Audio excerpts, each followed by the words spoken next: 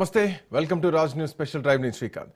So తెలంగాణలో అభయ్ పాటిల్ వచ్చిన తర్వాత భారీ చేంజెస్ ఏమైనా రాబోతున్నాయా? 2028 లేదా 29లో జరగబోయేటువంటి ఎన్నికలకు భారతీయ జనతా పార్టీ సిద్ధం కాబోతోందా? ఎస్, పశ్చిమ బెంగాల్ ఎన్నికల తర్వాత మా టార్గెట్ తెలంగాణ అని చెప్పిన తర్వాత జిహెచ్ఎంసీ ఎన్నికలు కొద్ది నెలల ముందు తెలంగాణలో భారతీయ జనతా పార్టీలో కీలక పరిణామాలు చోటు చేసుకుంటున్నాయి. ఈటెల రాజేందర్, బండి సంజయ్ మధ్య ఉన్నటువంటి ఆ వైరాన్ని ఎంపీ లక్ష్మణ్ నివాసంలో అభయ్ పాటిల్ ఆధ్వర్యంలో మొత్తానికి ఒక కొలిక్కి తీసుకొచ్చారు.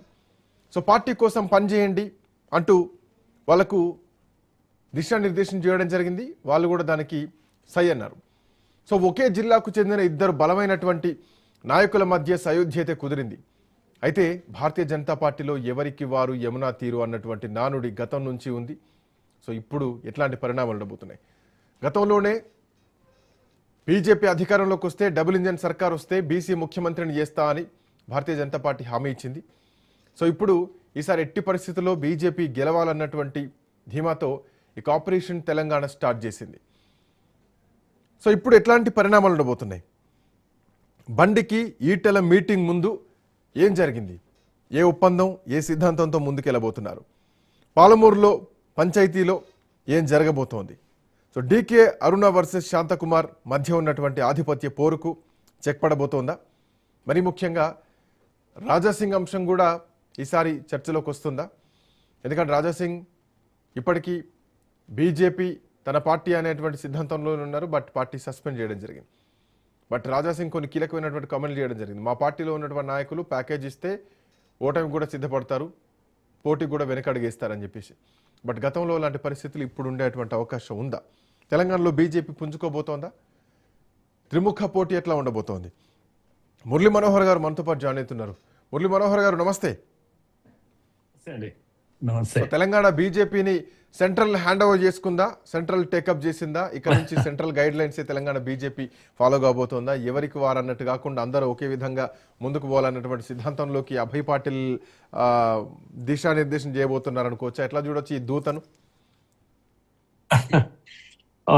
ఇది మీ యొక్క ఏంటంటే మీడియా లాంగ్వేజ్ అనేది ఒకటి ఉంటుంది కనుక నేను దానికి అలవాటు పడలేదు.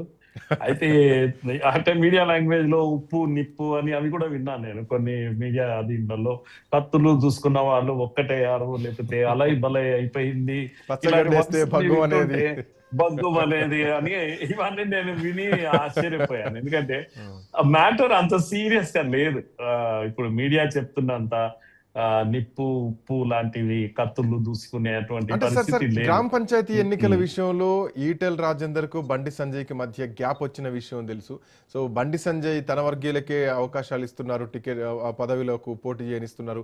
ఈటెల వర్గానికి అన్యాయం జరుగుతుంది. ఈటెల వర్గం మొత్తం కూడా షామీర్పేటలో ఉన్నటువంటి ఈటెల నివాసానికి వచ్చి ఒక పెద్ద ధర్నానే చేయడం జరిగింది, పార్టీ కండువాలు లేకుండా. సో ఆ ఎపిసోడ్ మాత్రం ఖచ్చితంగా వీళ్ళిద్దరి మధ్య వైరుధ్యం ఉందనడానికి ఒక నిదర్శనం కదా. అంటే టికెట్స్ దొరకని వాళ్ళు ఎప్పుడైనా ఖచ్చితంగా అటువంటివి చేస్తుంటారు, ఏ పార్టీ అయినా చేస్తూ ఉంటారు. అందుకని బహుశా అక్కడ హుజురాబాద్ మనందరికి తెలుసు, ఈటెల రాజేందర్ గారు అనేక సార్లు గెలిచారు, అది సొంత నియోజకవర్గం. అట్లాగే ఇప్పుడు కొత్తగా ఏంటి, ఆయన అక్కడి నుంచి షిఫ్ట్ అయ్యాడు, మల్కాజిగిరి వచ్చేసారు. అయినా ఆయనకుండే అనుబంధము, ఆ మనుషులు వాళ్ళందరూ కూడా బీజేపీకి వచ్చింటారు కనుక కింది స్థాయిలో ఫ్రిక్షన్స్ వస్తుంటాయి. అయితే పైన ఉన్న నాయకులు కూర్చోబెట్టి వాటిని సర్దు మనిషి కొంత వీళ్లకు కొత్త వాళ్లకు పాత వాళ్లకు టికెట్స్ ఇవ్వడంలో ఎక్కడ ఫ్రిక్షన్ వచ్చి ఉంటుందో బహుశా. కనుక కింది స్థాయి విషయాలు పై వరకు వచ్చే వరకు అవి కనపడేటట్టుగా గ్లేరింగ్ గా అనిపించినాయి మన అందరికి. ఎందుకంటే వాళ్ళు వచ్చారు, ప్రొటెస్ట్ చేశారు.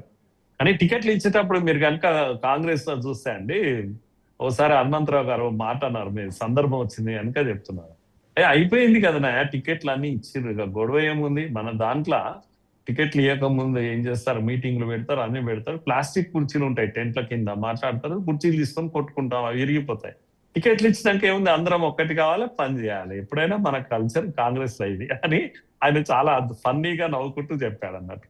అంటే ప్లాస్టిక్ కుర్చీలు ఉండేదే కొట్టుకోవడానికి, ఎక్కువ దెబ్బ తగలకుండా అని.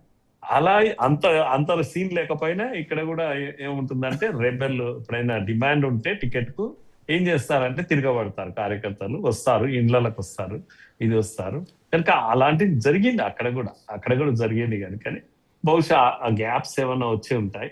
నేను కానీ ఈ కత్తులు మిరియాలు లేకపోతే అదే నిప్పు ఉప్పు లాంటి అంటే ఆ పరిస్థితి బహిరంగంగా మీడియా ముందు మాట్లాడరు అనుకోండి, అది వేరే విషయం. బట్ లోపల అంతర్గత ఆ, ఖచ్చితంగా ఉంటుంది, అంతర్గతంగా విభేదాలు ఉంటాయని చెప్పడంలో సందేహం ఏంటి. ఎందుకంటే ఈ మధ్య ఆ, కాలంలో మనం చూస్తూనే ఉన్నాం, జూబ్లీహిల్స్ ఎన్నికలకు ధర్మపురి అరవింద్ దూరంగా ఉన్నారు. సో ఆయన అక్కడి నుంచే సోషల్ మీడియాలో ప్రచారం చేశారు. ఆయన ఇక్కడికి రావట్లేదని చెప్పేసి ఏం అనుకోకండి, వాళ్ళకు ఉన్న వాళ్ళకంటే నేనే ఎక్కువ ప్రచారం చేస్తున్నా అని చెప్పి కొన్ని